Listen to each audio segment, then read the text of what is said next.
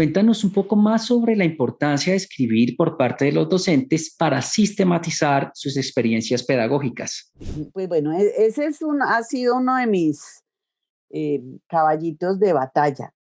Yo creo que los docentes, digamos, desde muy joven, yo descubrí en mi primer trabajo en un instituto, en un colegio de educación popular, yo descubrí que los maestros eran poseedores de muchos saberes que pues mi formación es en psicología, como tú anunciaste, pero tuve un maestro maravilloso de psicología educativa que nos dijo que si íbamos a trabajar en educación debíamos saber más de educación que de psicología. De manera que yo entré al mundo educativo y me acerqué a los maestros abierta a, en efecto, aprender, gracias a la pista que me dio ese maestro mío, que se llama Arnoldo Aristizábal.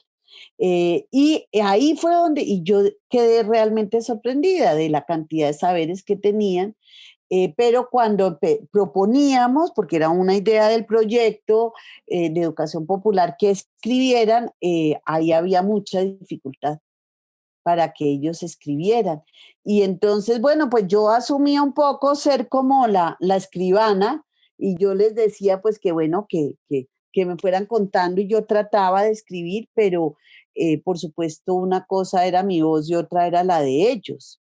Em, y luego, Sí. pues bueno, ya en la experiencia que también narraste de alegría de enseñar, pues ahí sí que ya empezamos a hacer un trabajo más estructurado con los docentes. ¿Qué fue lo que pasó? ¿Qué fue lo que yo descubrí? Que luego pues la literatura vendría a decírmelo y a ratificármelo, pero lo que Ujú. yo descubrí era que cuando los docentes escribían sobre sus experiencias pedagógicas, les implicaba necesariamente tomar distancia de su hacer. Ajá.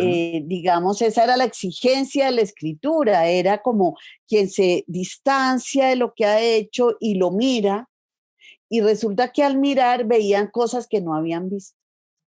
En la práctica cotidiana no habían visto, lo sabían, o sea, ellos Ajá. sabían y por supuesto actuaban un saber, pero no eran conscientes de que tenían ese saber. Mm. Entonces, al tomar distancia era como empezar por sorprenderse de sus propios conocimientos y decir, wow, o sea que yo sé esto. Pero eso a su Sí, vez le implicaba empezar a hilarlo con otras ideas y a estructurarlo. claro. eh, y los llevaba incluso a tener comprensiones un poco más robustas y más complejas de su propia práctica. Incluso tuve una experiencia muy interesante acompañando a un maestro que había en Cali, que había sido acompañado a su vez por la Universidad del Valle. Y recuerdo que después de que salió su escrito, la profesora de la Universidad del Valle que lo había acompañado, me decía, óyeme, pero esta comprensión que Jorge puso en su escrito no la tenía cuando estábamos haciendo las asesorías de la universidad. ¿Qué fue lo que Ujú. pasó? Entonces yo ahí entendí que también la escritura les estaba implicando, a Jorge le había implicado rehacer, pensar de otra manera su experiencia. Pero lo que era además maravilloso era que él volvía al aula distinto, Claro. porque ya tenía una comprensión más exacta o también tenía dudas, porque la escritura también, también porque yo lo cuestionaba, por supuesto, porque era un acompañamiento. Entonces yo hacía preguntas y él quedaba un poco a veces como, ay, no sé esto, ¿por qué es que lo hago? Y entonces iba a su aula y después volví y decía, ya sé, ya entendí por qué lo hago así o así.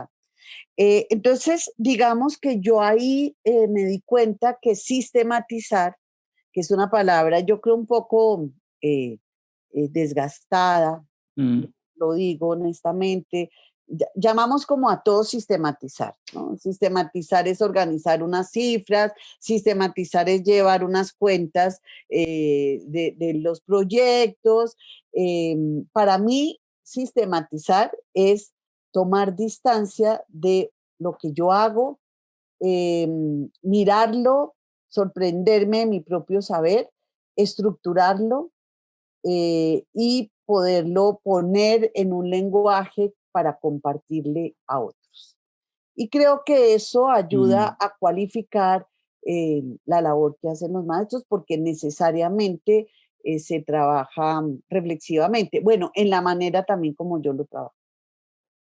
Claro, pues la exigencia que tiene de mirarse hacia adentro y a partir de allí generar una narrativa que pasa ya a la estructura escrita con una secuencialidad, pues les permite también tener como esa dimensión de qué es lo que están haciendo y reflejarse a partir de allí, transformarse.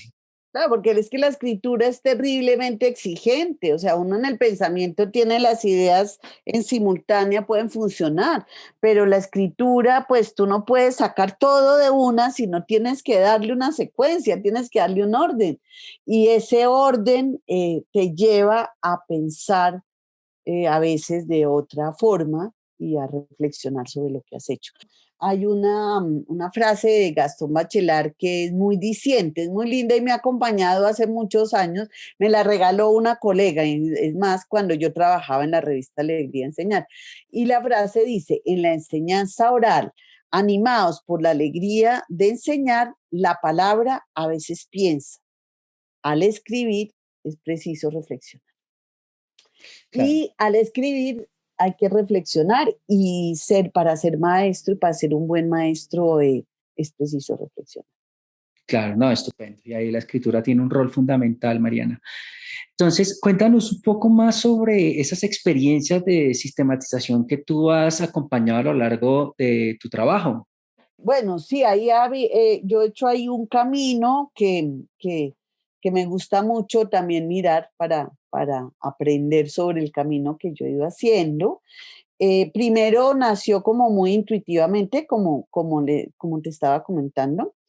Pero luego, bueno, tuve un maestro maravilloso, Luis Bernardo Peña, con quien hacíamos juntos talleres de escritura. Entonces, aquello que yo tenía más en la intuición o que veía en mi trabajo como editora de la revista Alegría de Enseñar, él me ayudó a irle poniendo los conceptos y me remitía a muchos libros y bueno, me tocó estudiar. Em, bueno, yo llevo ya muchos años, la verdad, son muchos, muchos, mejor no decirlos, pero trabajando talleres de escritura en varias partes del país.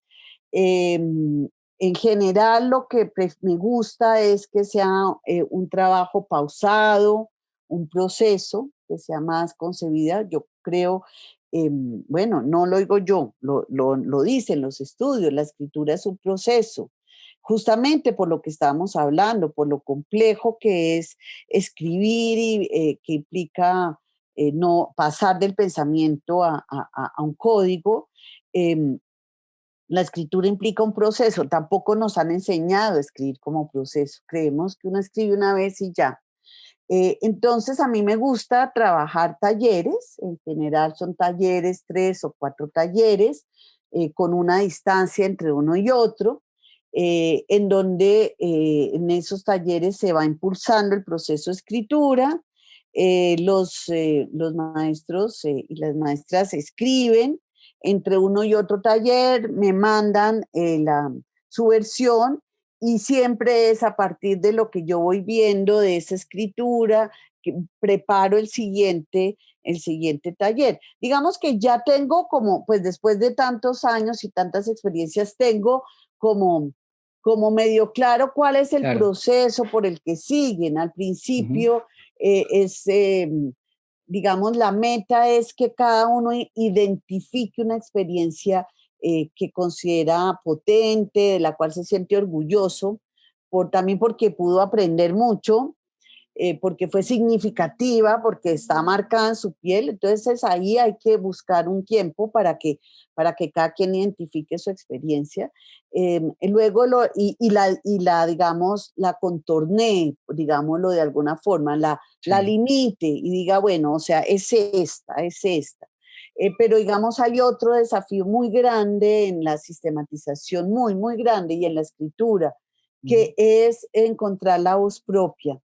Nos han dicho tanto que uno debe escribir, es como los libros, como Ujú. lo que leímos en la universidad, que entonces uno se pone como que se mete en un molde y ahí no sale ninguna escritura. Yo antes me sorprendo cómo la gente puede escribir así, porque no es una escritura que esté tan arraigada al ser Ajá. así, aunque pues por supuesto los académicos sí lo hacen porque ese es un máximo mundo, ¿no?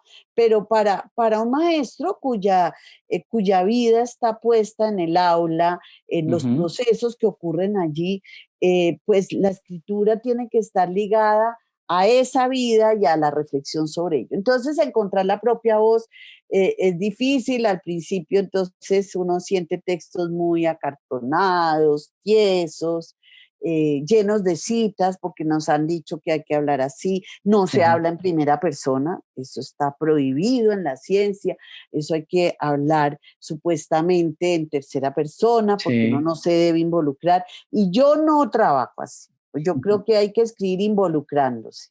Claro. Entonces, ese tema, eso les cuesta.